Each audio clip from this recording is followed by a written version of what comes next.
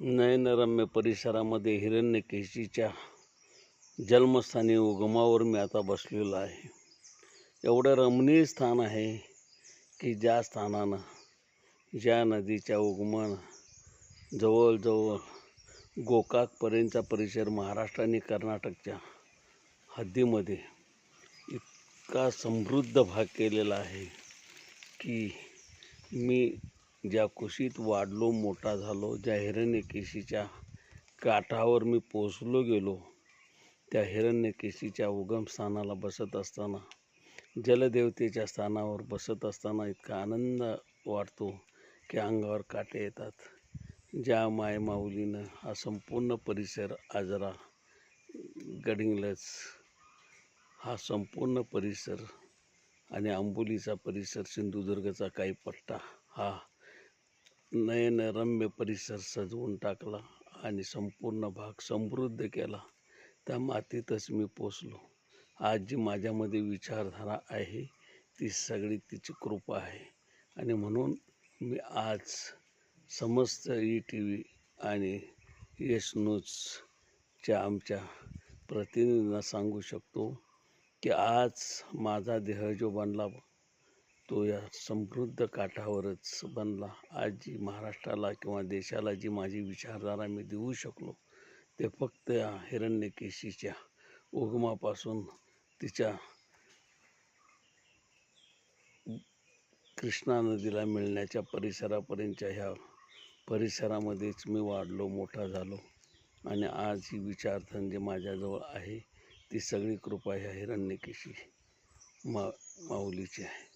आणि म्हणून ह्या नदीनं एवढा समृद्ध भाग घडवला आहे की त्या एक शिवाजीराव सावंतांच्यासारखे अजरामर साहित्यिक निर्माण झाले. ते याच परिसरामध्ये मृत्युंजय असो, छावा असो किंवा श्रीकृष्ण असो, अनेक कथा कादंबऱ्या त्यांनी लिहिल्या आणि त्याच नयनरम्य परिसरात ते वाढले, मोठे झाले. त्याच परिसरात मीही वाढलो. मला आनंद वाटतो ह्या सगळ्या ह्याचा. आणि म्हणून हिरण्यकेशीच्या या परिसरामध्ये वावरत असताना समृद्ध विचारधारा माझ्याजवळ जे आल्याने मी जे पोचलो गेलो ते याच मातीत, याच विचारात, याच परिसरामध्ये मी घडलो, वाढलो, लहानाचा मोठा झालो. आणि आज गल्लीपासून दिल्लीपर्यंतचा माझा जो प्रवास आहे तो यशस्वी व्हायला हीच माझी माऊली, जशी जन्म देणारी माझी माता, तसं मला वाढवणारी, मला विचारधन देणारी ही माझी हिरण्यकेशी नदी, हीच सरिता माझ्या या सगळ्या परिसराला समृद्ध केली. किती उपकार मी तिचे मानू. आज मी कृतार्थ होतोय या परिसरामध्ये वावरत असताना, बोलत असताना, चालत असताना. महाराष्ट्राच्या कानाकोपऱ्यात, कर्नाटकामध्ये मी ज्यावेळी जातो त्यावेळी मला ते म्हणतायत की ही जी विचारधारा तुमची आहे ही विचारधारा घडली कशी. तर ह्याच माऊली हिरण्यकेशी नदीच्या कृपा प्रसादानेच मी वाढलो, मोठा झालो आणि याच परिसरात मी वाढलो. आज हा परिसर हा समृद्ध आहे. ऑक्सिजन विकत घ्यायची गरज नाही. वेलीनं नटलेला हा अनेक औषधी वनस्पतींनी नटलेला हा परिसर. या परिसरामध्ये एक प्रचंड असा जलस्रोत बनलेला आहे.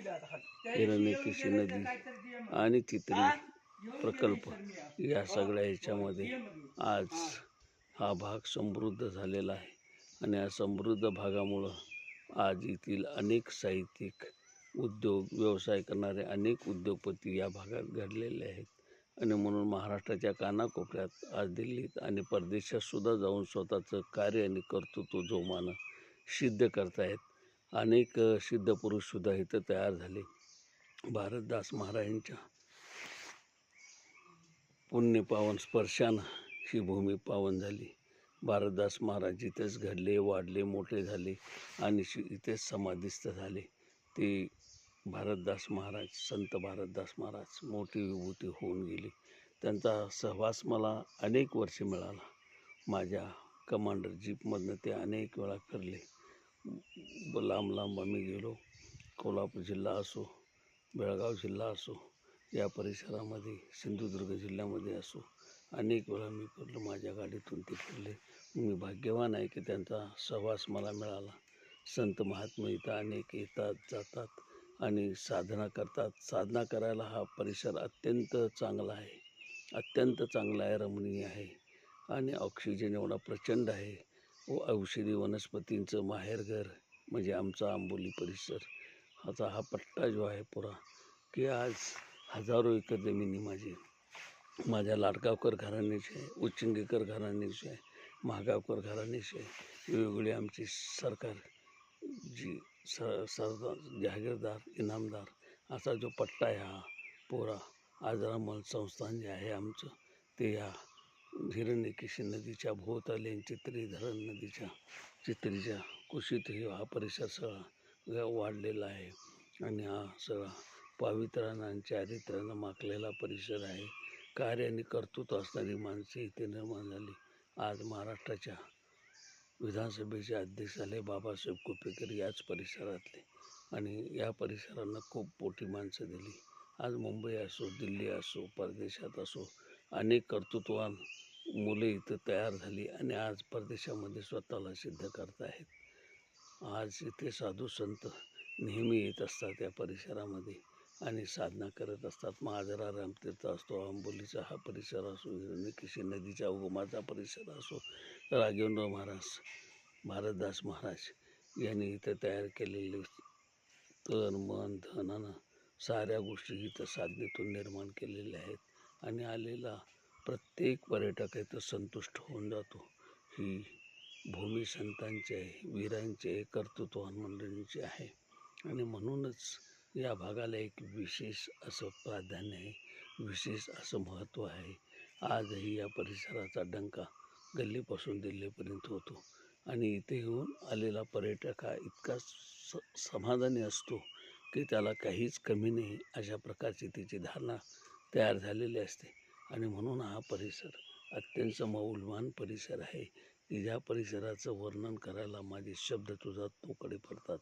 इथे साहित्य घडतात, इथे कवी घडतात, इथे सारीच मंडळी घडतात. माणसातला माणूस जागा करण्याचं काम हा परिसर करतो. इथल्या वृक्ष वेली बोलायला लागतात, त्यांच्याशी रममाण होतात, ते सुसंवाद साधतात. किलबिल पक्ष्यांची, पहाटेचा परिसर तर हा संपूर्ण पशुपक्ष्यांनी विहंगाने. आजही आता मी ज्या ठिकाणाला उगमाच्या ठिकाणी बसलेलो आहे तिथं आज हा परिसर संपूर्ण किलबिलाट आहे. पशुपक्षी, वन प्राणी या सगळ्यांनी हा फुललेला परिसर आहे. आज ससे असोत, भेकर असोत, हत्ती असोत, वेगवेगळे पशु पक्षी प्राणी या सगळ्यांनी हा गजबजलेला परिसर आहे. अतिशय प्रसन्न व्यक्तिमत्वाची माणसं इथं घडतायत, वाढतायत. कोणी कशाही त्रासातून इथं आलेला असेल तर त्याला फ्रेशपणा इथे येतो. आणि म्हणून 12 महिने वर्षातले इथं कोणत्याही ऋतूत जरी तुम्ही आला तर हा परिसर हा समृद्ध परिसर आहे आणि इथं आल्यानंतर माणसाला शांती मिळते. अशी शांती मिळते की तो ऊर्जा घेऊन जातो. एक वेळ जन्माला आल्यानंतर या परिसरात येऊन जावं आणि इथून ऊर्जा घेऊन जावं. खूप शांती आणि समाधान मिळतं. अशा पद्धतीचा हा परिसर आहे. आणि म्हणून माझ्या मित्रांना माझ्या या ETV आणि यश न्यूजच्या माध्यमातून मी सगळ्या माझ्या बांधवांना, बंधू आणि भगिनींना सांगू इच्छितो की एक वेळ तुम्ही आंबोलीला या, एक वेळ या परिसरामध्ये या. तुम्हाला असं ऑक्सिजन मिळेल, असं ऊर्जा मिळेल की तुम्ही म्हणाल मी धन्य झालो. या परिसरामध्ये एक ऊर्जा देणारं स्तोत्र आहे आणि ते स्तोत्र तुम्हाला एकदा मिळाल्यानंतर तुमची बॅटरी रिचार्ज व्हायला वेळ लागत नाही. आणि एकदा ती बॅटरी तुमची रिचार्ज झाली की तुम्ही एवढं समृद्धपणा तुमच्या चेहऱ्यावर, तुमच्या वागण्यावर, तुमच्या बोलण्यावर, तुमच्या चालण्यावर सगळ्यामध्येच तुमचं समृद्धतेचं स्तोत्र तयार होईल तुमच्या ह्याच्यामध्ये. आणि म्हणून तुम्ही या परिसरामध्ये एकदा यावं अशी या ETV आणि यश न्यूजच्या माध्यमातून मी आपल्या सगळ्या माझ्या मित्रमैत्रिणींना, बांधवांना, बंधू आणि भगिनींना सगळ्यांना आव्हान करतो आहे एक वेळ तुम्ही या परिसरामध्ये या आणि इथलं स्तोत्र बघा. काय एवढा प्रसन्न व्यक्तिमत्वाचा हा परिसर आहे. इथं आलेला प्रत्येक माणूस हा घडला जातो आणि असा घडला जातो की त्याला कशाचीच वाण पडत नाही. तहान भूक सगळं विसरून जातो. त्याला हे इतकी ऊर्जा इथं मिळते की तो सगळं तहान भूक विसरून जातो आणि एकच त्याला ध्यास लागतो की आपण जन्माला आलो, पण आज इथं आल्यानंतर एक शांती आणि समाधानाचं स्तोत्र या परिसरात मिळतं. आणि म्हणून माझ्या मित्रांना या ETV आणि एस न्यूजच्या माध्यमातून मी आपल्याला सांगू इच्छितो की एक वेळ तुम्ही या परिसरामध्ये या आणि समृद्ध विचारसरणी आणि समृद्ध ऊर्जा घेऊन जावा, हीच या निमित्ताने मी आपल्याला विनंती करतो आणि मी माझं लांबलेलं हृदय अर्पण करतो. जय हिंद, जय महाराष्ट्र, जय एस न्यूज, जय ETV भारत.